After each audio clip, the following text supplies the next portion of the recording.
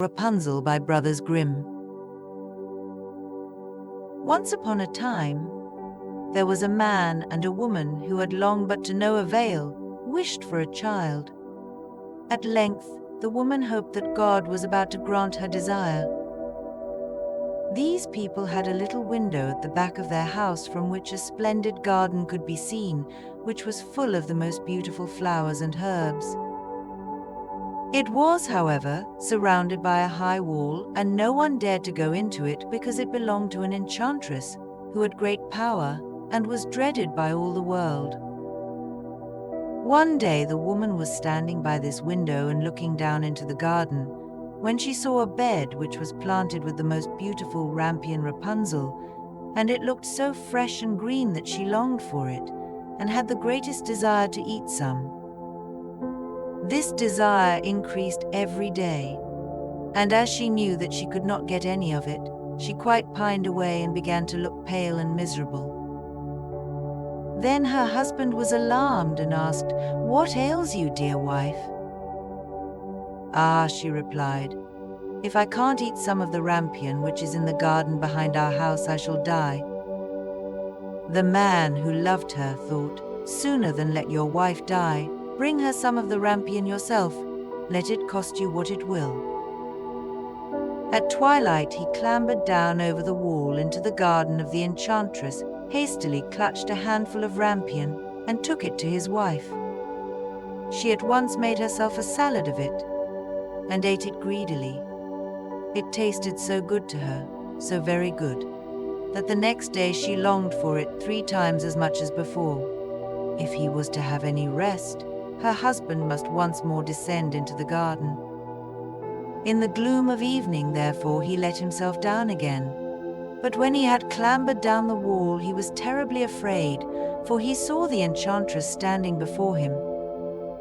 "How can you dare," said she with angry look, "to descend into my garden and steal my rampion like a thief? You shall suffer for it."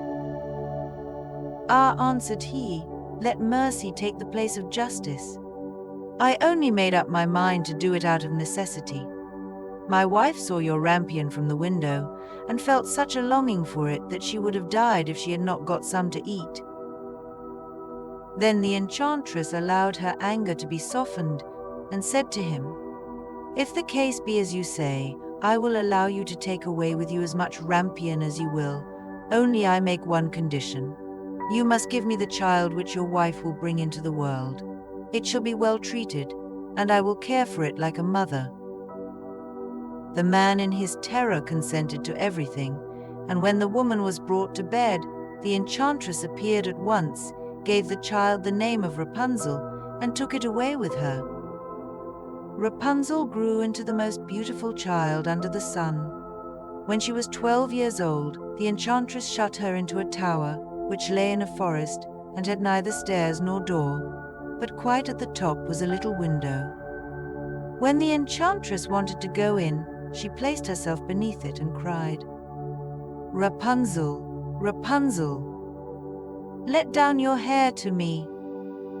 Rapunzel had magnificent long hair, fine as spun gold, and when she heard the voice of the enchantress, she unfastened her braided tresses, wound them round one of the hooks of the window above, and then the hair fell 20 ells down, and the enchantress climbed up by it.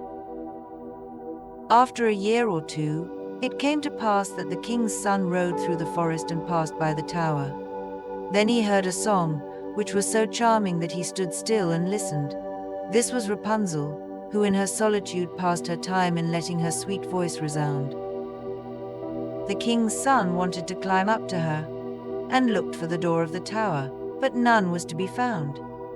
He rode home, but the singing had so deeply touched his heart that every day he went out into the forest and listened to it.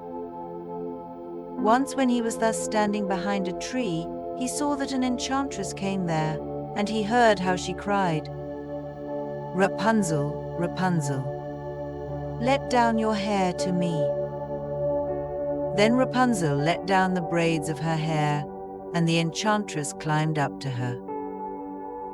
"If that is the ladder by which one mounts, I too will try my fortune," said he, And the next day, when it began to grow dark, he went to the tower and cried, "Rapunzel, Rapunzel, let down your hair to me." Immediately the hair fell down and the king's son climbed up.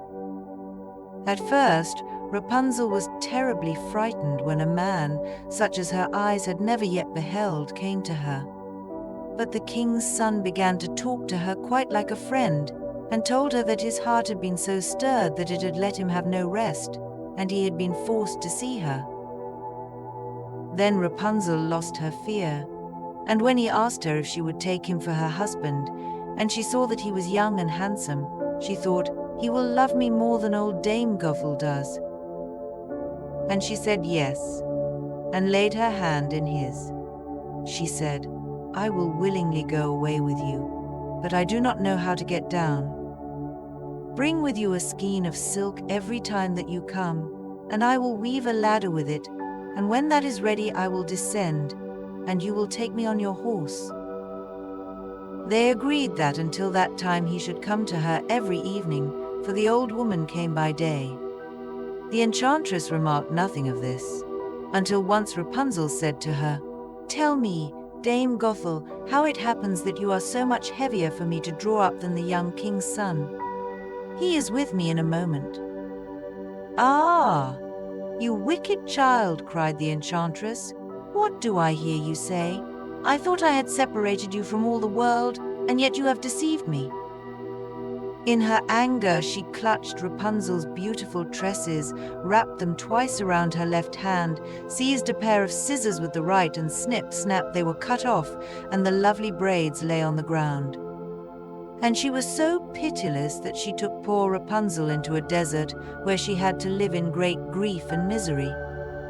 On the same day that she cast out Rapunzel, however, the enchantress fastened the braids of hair which she had cut off to the hook of the window, and when the king's son came and cried, "Rapunzel, Rapunzel, let down your hair to me," she let the hair down.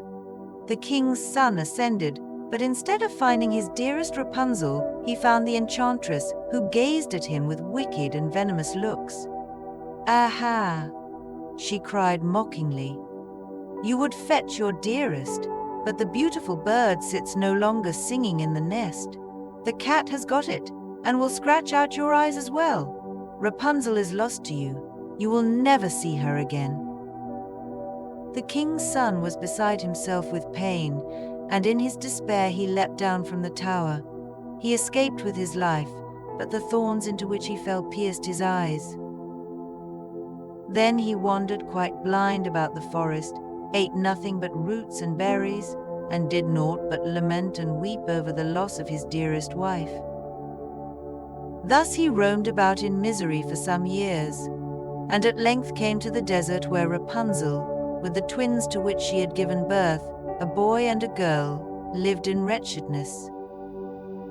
He heard a voice, and it seemed so familiar to him that he went towards it. And when he approached, Rapunzel knew him, and fell on his neck and wept.